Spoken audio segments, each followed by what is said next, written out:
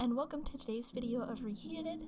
Today we're going to be drawing two characters from a randomized list that I rolled on with a d10 that features a bunch of different Bloodborne bosses and Dark Souls bosses, so let's hop into it. I rolled a 6, which on the chart is Quelaag, the Chaos Edge, and the first thing that I thought of was Shelob from The Lord of the Rings, who is a spider, so it sounded like a spider name to me. So I ended up wanting to do a spider, but I didn't want to forget the witch part, so I ended up making her into a witch hat, which I think works well. I kind of imagined that she would be this weird thing.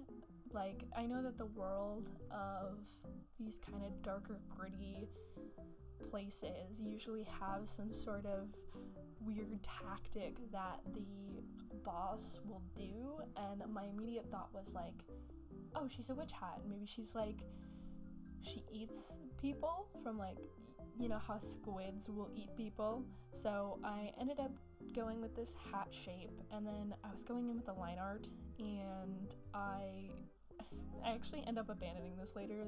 The line art is like just mostly so I can fill in the spaces. I went with a different style than I normally do, so this actually took me a lot longer than I expected, and I tried to make the legs kind of pointy and so she could feel unnerving. I kind of wanted her to feel alien, so spider-esque but still unnerving. I went in and added a bunch of the folds, and you can see that I block in this dark here. It's mostly a reference for where I end up wanting the shadow to be. And so then I go in and I actually learned this technique from another YouTuber who like broke down this entire coloring technique where you separate each individual layer and then you put a clipping mask over it, and it's been helping me so much because I just get to section out each piece instead of having to ruin anything else I do. I used to do everything in one layer, and that's not the best idea, especially when you have the option not to. So I went in and I started coloring this bag, and I kind of thought of it as a kind of sack that spiders usually carry their young in. In my brain, I kind of think of it as like a bag of tricks almost, like something that she carries, maybe weapons or her babies, and that would be something that you would end up fighting or dealing with in the battle when you actually fight her. And then I ended up carrying that colors over from the bag into her hat. I used a lot of blue for the shadows, and then I thought about like, what if she was kind of glowing? Because the idea of her eating people kind of meant to me that she could absorb them, like how you have with different D&D monsters.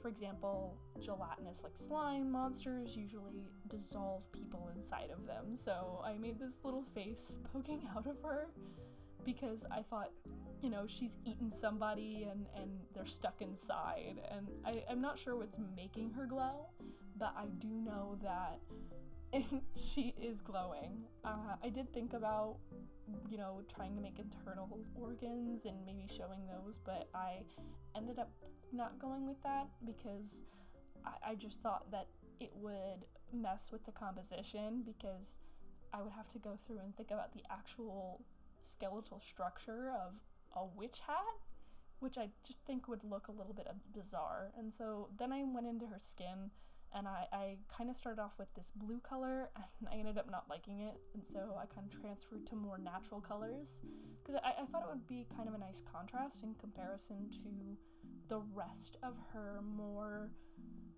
almost unrealistic fantasy body. Even though they're sort of fleshy in nature, I just felt that the contrast wasn't good enough.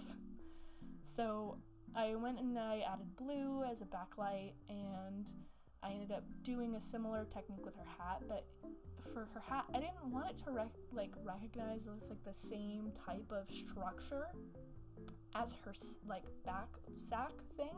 So I ended up making it a different color, and then I didn't want it to be the only thing that was like blue. So then I ended up wanting to make these like eggs on the bottom, or like these like little bubbles on the bottom of her that just matched her hat.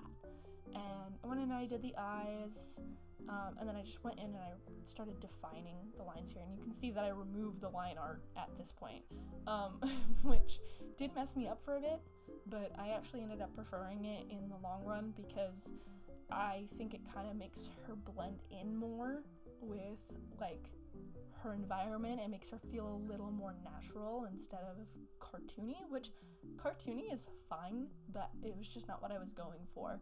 And so I back out of that. I give her a background that feels more suitable. In my brain, I was thinking about how spiders typically live in damp, warm spaces that are dark, and so I wanted her to be in this dark space, so that's where I went in and I put that dark background in, and that just really helped me block in the colors and feel more attuned to what lighting I was gonna have her in. And so I started doing all this background stuff where I put in all these mushrooms, and it's a little bit blurry. I didn't spend too much time on the background, but I kind of wanted to get the general vibe of, you know, this mushroomy forest, kind of damp, wet place that she lives. And then I went ahead and I tried to break that up and make it look like there was maybe some unnatural moonlight peeking through, and yeah, and then I looked up at what the witch actually looks like, and she looks nothing like this. Some other comments that I wanted to make about Quelaag. Basically, I think that her overall design, I do enjoy that she is a spider lady, because I think spider ladies are super duper cool, but I really do hate the trope of just hot lady on top of a spider body. It's not my favorite. I just think that there's so much more you can do with it. Like, for example, the Noxus trailer release, where they had her as a spider woman, and it felt just so much more integrated into their character. I just feel like by separating it and making it more of a centaur situation, it doesn't give them the feeling of being a spider.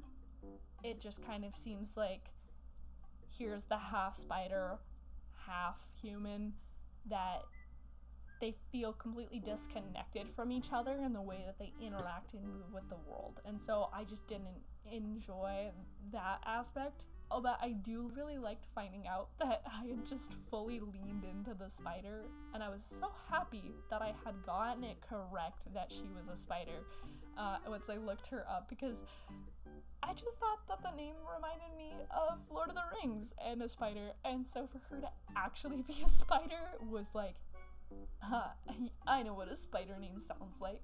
You can't fool me. Yeah, so I had a lot of fun with this. I think that I wish that, you know, I had done some things differently, but I overall enjoyed the process.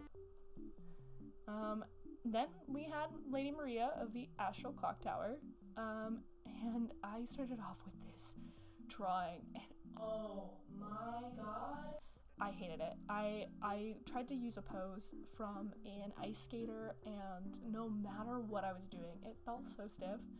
I wanted her to feel elegant and regal. I kind of picked a scythe out of all things, because I feel like the movement of a scythe can be very regal. In my brain, Lady was registering as a more feminine, sort of graceful figure, and I skipped around a lot in here with this because I ended up scrapping this so bad. I could just hear it in my brain.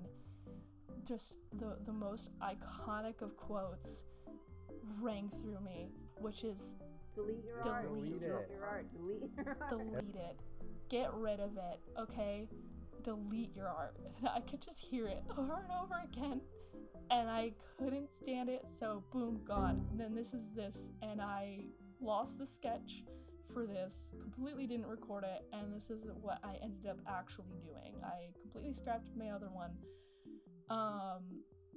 And I decided to go with more of a cloaked figure, with more detail, where I felt a lot more confident in the pose I selected, because she just felt so stiff in the other one that it almost felt unreasonable. I think this is still a little bit stiff, but I like this pose a lot more, and I like the actual character and like her clothing more than I did with the other drawing I was doing. So I went in and I fiddled with this hand for a long time because I just couldn't figure out where I wanted to place it. I ended up leaving it kind of open to kind of just have her waving. Thought about adding magic, didn't do it. And then I fiddled with the face forever. I actually cut out the amount of times that I revised the face down, so you could see me just going through and trying. I moved on to the boots because I got so frustrated trying to do this face. And so I jumped around, messed with the boots, and then I wanted to do this, and I forgot actually in the final drawing to put that halo thing around her. So, you know, it was there for a bit, but not in the final drawing. And I went in and redefined some of these. I wanted to add a little trim onto the boots like I did with the cloaks, and I just kind of defined where I was going to have some shine, and then went back to the face, and I was still struggling with the face, and then I was like, oh, maybe this one, and you can see that I kind of cut to where I figured out, like, maybe I kind of wanted this more smarter, smarmy-ish look for a bit, and then I'll leave it there. I end up adjusting this again later because I'm indecisive, and I just really enjoyed the process of going through and trying to make her look a little bit evil, but not necessarily totally evil. I wanted her to feel like she was intimidating more than she was just actually evil, because Lady Maria for Bloodborne, I always think of the characters as a little more like not inherently evil, not inherently good, like they're almost always kind of more complicated or complex than that. So I wanted to really take into consideration that, you know, she's not going to be 1,000% evil. Okay, so I went in, and then this is where I was doing the line art, and I did keep the line art for this one because I liked the style of it better. And so I go in, and then I kind of made this simple crystal. I thought I'd make the whole thing a crystal, and then I kind of end up making it more like this little kerchief that has a crystal in it.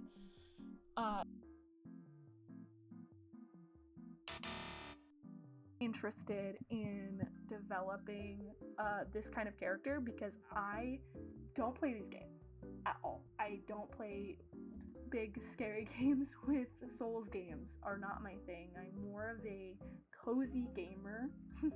And so trying to draw like an intimidating enemy, all of this stuff was completely out of my comfort zone.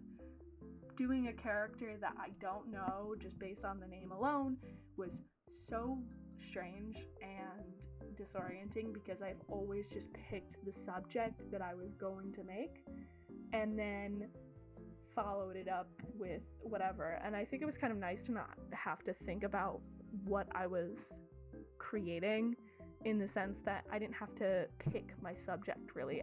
Having my partner put together this thing where I just had to go with it. Whatever I ended up rolling the dice on was nice. And then I actually really enjoyed doing the lines. I was slowly getting more confident. I hadn't been drawing a lot, so every single part of this was fighting me. I was not doing my best. I do enjoy it, but I think that in the future I could do better. I was just not confident in my lines, which happens. But I end up really enjoying how I managed to get some cleaner lines in here than I had in the past, especially with, if anyone's been through art block, I think we all know that feeling of what happened. My line art's deteriorating and my sketches aren't what I want them to look like, and getting completely just off track with your own art. I was just trying my darndest to not let myself get in my own way and trying to not be a perfectionist and critique every little thing I was doing. I was mostly focusing on, let me just finish the project and put it up and get it done, because not doing it is worse than finishing it and not loving it as much as I could. So I ended up doing the same process I did with Quelaag, where I completely block in this dress, and I will skip around for this because it's not the most interesting to watch somebody just paint everything white, but I think that if you're an artist, this is probably the best hack I've ever learned in my life. It's so easy to just be able to focus on like one section at a time and not have to worry about it impacting any other sections in the actual painting. So I go in, I end up, and I had so many different ideas for what I wanted her clothes to look like, and I ended up settling on like something that I didn't even have in my brain at first, but I actually love it a lot more. So I went in with these like clocks and everything that I added later, which I think are cute. I wanted to make sure that she actually looked like she had a relation to time, because she lives in a clock tower, but I didn't know how to like connect her to time. So I know clocks are kind of stereotypical, but I enjoyed putting the clocks in and having them like hang from her dress. I'm sure I could have done something bigger or grander with it.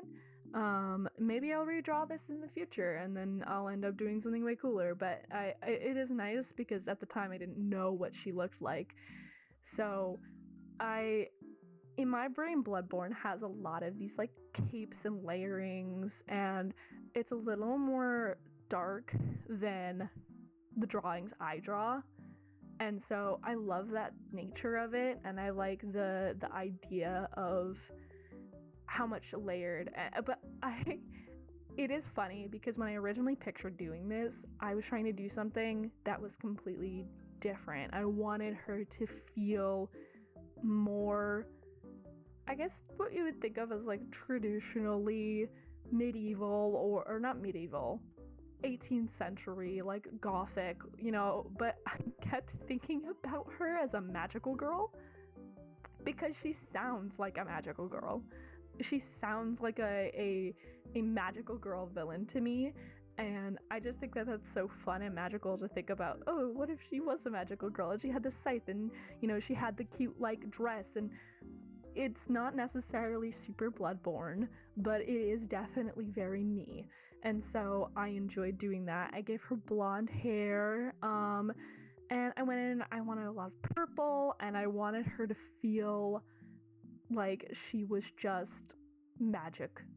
I just wanted her to feel magical out of everything.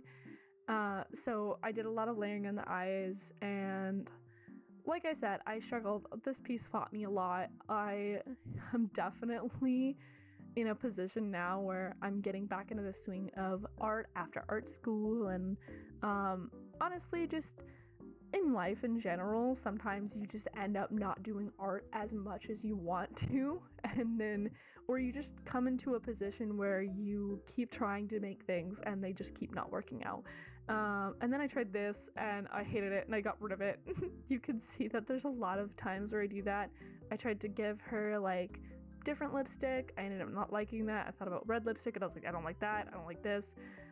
He was just so picky, and I was like, I ended up getting rid of it. I was like, ugh, I hated it. And I do that a lot. I am a big fan of the idea of deleting things that you don't like or you don't feel is working, because I have a motto of don't invest in ugly or don't settle, right? And so I would rather come back to it later or figure it out later than sit there and try to force myself continuously to just figure it out, because I will just end up torturing myself to do it.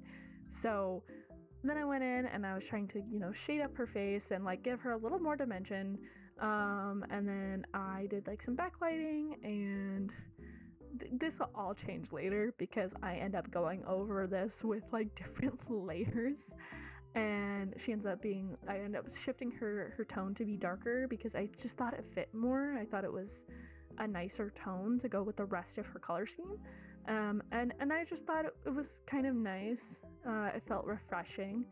I just thought it fit with her better. The lighter skin tone comparison to the darker everything else, like I just felt like her overall color palette would be improved. And so I went ahead with that, moved forward, and then I started coming in with the cloak, and I wanted to get like that flowiness in it, and then I ended up doing this blue backlight. I am a big fan of blue black like backlighting because I think it looks a lot better overall, like 90% of the time. Also because I had a teacher who was obsessed with having blue black like backlighting for like everything, and then I wanted it to feel a little more, I don't know, pop, like I wanted it to feel more like it felt kind of plain. So then I kind of go over this. I ended up putting a mezzo tint over it and to make it sparkly, so she would have this like sparkly cloak. And then I went in and I put all these little dots to kind of just get it more of a glitter feel, which of course I know they don't have glitter, but you know, maybe Bloodborne should add glitter because it would be so cool to fight a glittery villain. And then I went in and I started painting this dress, and I went with kind of this white color. I thought about changing it up, and then I was like, no.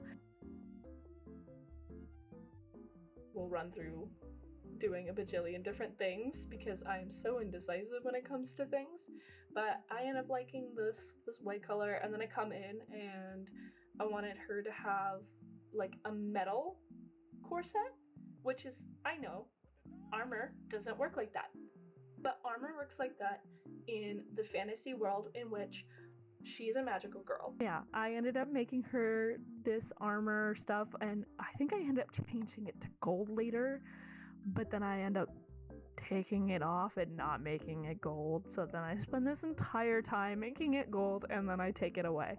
And then I went in and I kind of made this little jewel, and I saw this tutorial online after I had made this drawing to make the most beautiful, like gorgeous jewels, and I was like, oh man, I wish I'd seen this before. And I'm sure everybody's gotten that feeling. So yeah, and then I was going through it all, and I wish that I was able to draw her and like animate her, because I just think that she would be so fun to watch her like go through her magical girl transition. I don't know about you guys, but I was a big fan of Madoka Magica, and I am obsessed with the way that their magical girl transitions were, like how they like poofed into their dresses, or even like the sequel stuff where they have like the painful crazy transitions. I don't know if any of you have seen that, but I might throw it on screen because it was kind of crazy. But like getting crazy stabbed or having like weirdly overly violent ones are kind of sick to me. In my brain, maybe she comes out of the scythe or she gets sliced in half, something. It would be kind of sick. I just think the idea of crazy magical girl transitions is the coolest thing, and I think we need to bring back more magical girls, because I think there's a lot more room than they're just like the power of friendship and stuff. And of course there's definitely good themes in more recent day ones, but I think we can bring back some of the more insanity that Madoka Magica brought to me, because that will forever have an impact on my psyche. I think about that show nearly daily. And so then I come back and I end up putting in this glitter into the boots. I have no idea why I made this harder on myself. than I should have, because I ended up doing it the hard way in comparison to where I did it the easy way. And I was like, oh yeah, I made the glitter with the mezzotint. And then I was like, no, actually on these boots, I'm gonna make it chunkier glitter. Because I was like, what if it was chunkier glitter than the whatever, because it's a different material? Or I just decided that I was gonna make this harder on myself and ended up doing this entire like boot structure, just like dot by dot. I still ended up liking it, so you know, we a win is a win. And then I went in and I started shading these. It is so sad to watch me do all this extra work and then know where it goes, because sometimes you just invest so much time in one thing and then you just don't enjoy what you just did, and then you have to just completely change your idea, and you don't even think about it because it ends up just flowing into your brain as like, actually, never mind, I'm not gonna do that, and then you just do whatever else you're gonna do. So I ended up making the boots white, and I just thought that was better because her dress was white and there's already so much purple that I felt like adding more purple was not going to add anything to the drawing. So, you know, c'est la vie, take away the purple boots, put the white boots, put the bluey color, whatever. And then I kind of went into the scythe and I start making that look like metal. And as you can see, I took off the overlay to make it easier for me to just kind of sample pick from the other metal colors that I put into her corset, and then I overlay it, and then boom, it's gold again. Once again, didn't keep it gold, whatever. And then I make the scythe and I get this like bluey color and I made it all shiny because, you know, shiny scythe. And then I went in and I selected all of her because I was gonna do an overlay, and I think I actually go through here and you can see like me cycling through like putting an overlay on her, and then I realized, oh my god, her eyes are over the top of it. I'll figure that out later. But then I realized, oh, I didn't do the back of her dress, I just left it blue. I just like put in a color and I didn't finish it. So then I was like, okay, well, what do I want? And then I was like, oh, hey, maybe I can lean into the astral part of it right here where, you know, we have all the stars and everything underneath. And then I was like, let's put a little planet in. And I thought it would be kind of cute of just like her having like the starry underneath her kind of cloak, just a peek of it, nothing crazy. And then finishing out like this collar, and then I was like, take off all of that gold, all the gold I worked on, put it away. And then sorry about the intense flash wording, I might put a censor over that in post, but yeah, I filtered a lot of different things to go over as an overlay. And then I start working on the lighting, which I wish I had thought about and planned out the scene before going into the lighting. You can see I stopped and I started working on like what I want her to be standing on. Like, where is she? I don't want her to have the Disney princess floating in pink space disease where she's just in the middle of nowhere. So, I needed to figure that out, but for some reason, it took me a second to figure it out and not just, I don't know, put her in the void. So instead of putting her in the void, I ended up drawing this like stone kind of path. In my brain, a lot of the only things I can remember from my partner playing Bloodborne was there's like a lot of stonework in the architecture. So I think that it was more fitting for her to have stone, like a stone underneath her feet, like cobblestone look underneath. And I will say that this might not be hitting exactly the motif of Bloodborne, okay? But she's also me, and I enjoy the fantasy feeling. So I just mostly tried to take away like the idea of this character and of being kind of like, if she was in Bloodborne, she would be super duper cool and she would be super helpful. And, you know, maybe you fight her because not all of the people you fight necessarily have to be bad people all the way through, you know? And I think that there's a lot of complex themes in Bloodborne about not everybody you fight is the evil person, but maybe that they're misguided. And so I ended up putting this pillar in the back and adding some moss, and then I put that lighting over the top earlier, and I just felt it was just too bright. It was like washing stuff out. And so I was like, maybe there is kind of foliage because, you know, I put this moss in the background. Maybe this is an overgrown building. So I filtered through that and I ended up just kind of taking away a little bit of that shading. And then I thought about putting a sort of silhouette of leaves.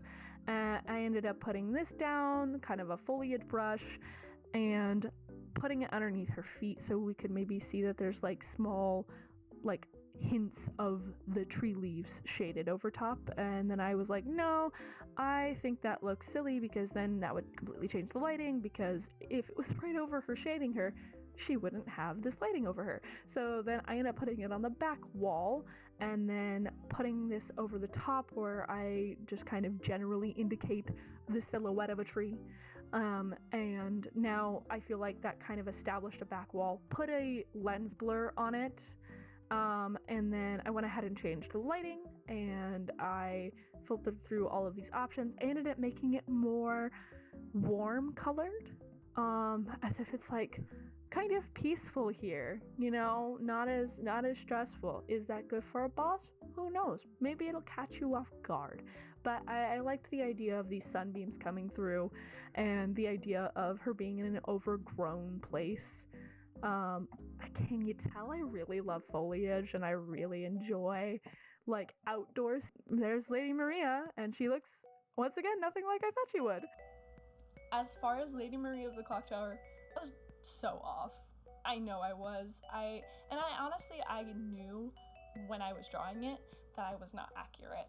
I knew there was no way, because Lady Maria of the Clock Tower sounds so general, because I do know of other Bloodborne characters and bosses, and some of them just have like regular names and then they're like big scary monsters, but some of them are just like people. And so I couldn't tell if this was one of the ones that was just a person or if she was going to be one that has a regular person name and then she ends up being like a big scary monster. And so I went with person, which, you know, cool. But pretty much everything else I missed the mark on. I literally put in my notes that I was not going to give her a sword because I just felt like it was more, I wanted to have big swooshy moments, because to me Lady Maria felt like so elegant that I was thinking of like big swooshy moments and not like how a sword can be a little more tactical or precise. And that's not what I was thinking of when I made her. So I literally wrote in my notes, no, she's not gonna have a sword. And then she has a sword and she has this kind of more, she's not wearing a dress, for sure not wearing a dress. So yeah, I did what I could. I enjoyed it a lot. I have a lot of things that I would go in and change, but I also have a lot of things I enjoyed. I liked the idea of a magical girl, and I liked making the glitter, and I'm very excited about it. Thank you so much for watching. If there is anything you guys would like me to do in the next video, please leave your answer down below, and like, comment, and subscribe if you can. I really appreciate it. Thank you so much.